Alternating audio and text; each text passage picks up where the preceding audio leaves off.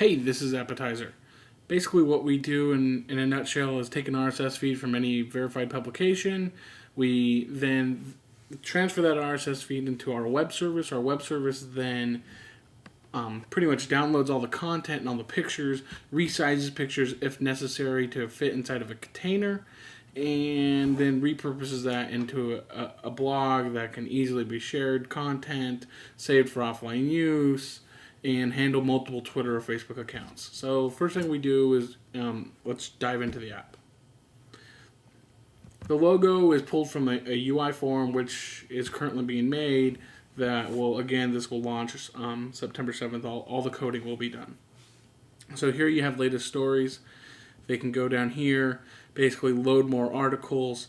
It automatically downloads the latest 25 articles from the feed that we have on our server, which is updated in real time. This prevents a real slow startup. This also prevents unnecessarily checks of feed. So our web service will let the iPhone know, what to do rather than it constantly going back to the feed from our user servers. Our server will handle communicating with the app. So therefore there's no downtime, and there's no, if their servers are messed up, the user doesn't have any downtime or any backlash for that. So they can go ahead and basically dive right in here. They can easily go through, read a blog, and how this is all being monetized is we have cut a deal with Marchex, which has about 180,000 local advertisers. We grab the user's location and serve them a local relevant ad. And typically what we're trying to do is get close to 100% restaurant ads, because restaurant ads can be universal and relevant to everybody based on their location. So you'll see right down here, Buffalo Wild Wings. They can click this page, and up comes a coupon, a little jump page. So this page, we actually power these pages. We run all our advertiser content through optimized landing page that we built automatically from what our publishers provide us. We're really big on user experience.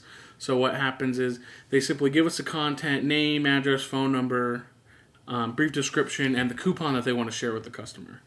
They can then easily go back to the story, or they can simply save the coupon or share this coupon if they want to.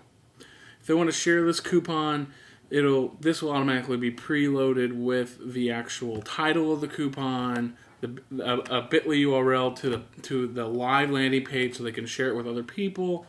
They can toggle in and out of if they want to share it with their Facebook or their Twitter account. They simply hit send, and it's been shared.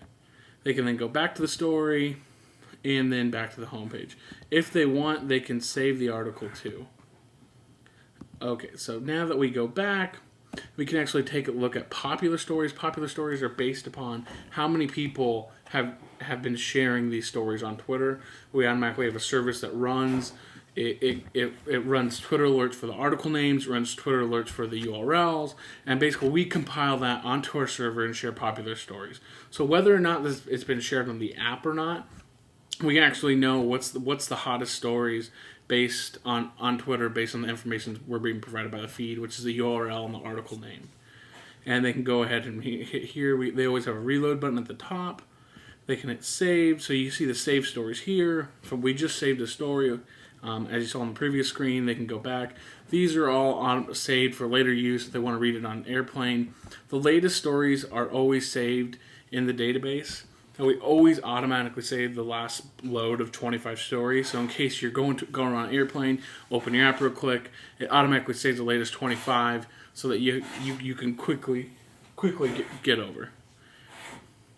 So here are the stats. What we do is when you share a story, you can easily see how many of your friends have actually, clicked on your link. So you can see here, we've shared 3 stories. One got 37 hits, one got 23 hits, one got 0 hits.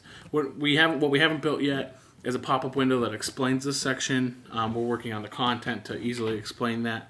But basically, to summarize, people can share stories. We then relay back to them how many people have actually clicked on the links that they've shared.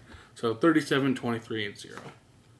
You got the more you can, the settings we're still working on. With the accounts, you can easily add a Twitter account, toggle it on default to if you automatically want to share with your Twitter, if you want your Facebook account off right now, you can edit. You can easily simply delete an account. And the cool thing we have is we can handle multiple accounts. So if you wanted to go ahead and add another Twitter account, you can go ahead and simply enter in the username password, and we can handle both accounts. So therefore, if you have two accounts, maybe one business, one personal, you might want to share different messages or share different stories based on those, but you don't have to have two versions of the app on. That's basically it. This is Appetizr.